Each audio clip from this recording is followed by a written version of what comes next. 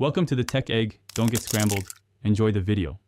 In this video, I will explain how to fix e-file rejections.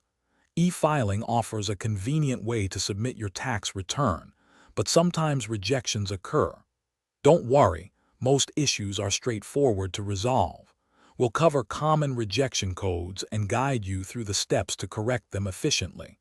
Typically, you can fix these problems right within your tax preparation software, ensuring a smooth resubmission process.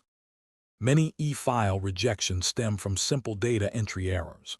For instance, an incorrect Social Security number, or SSN, is a very common culprit.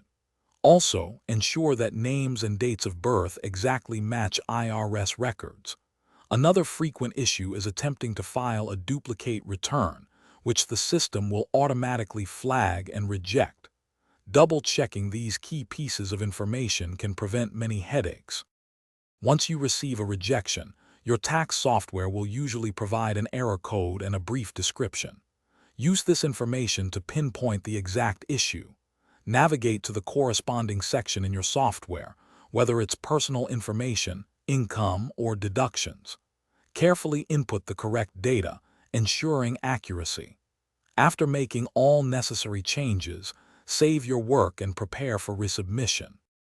After correcting all identified errors, take a moment to review your entire return one last time. This final check helps catch any overlooked mistakes. Then, follow your tax software's prompts to resubmit your e-file.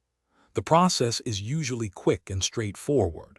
Within 24 to 48 hours, you should receive confirmation that your return has been successfully accepted by the tax authorities. Thanks for watching. Consider subscribing if I helped unscramble your problems.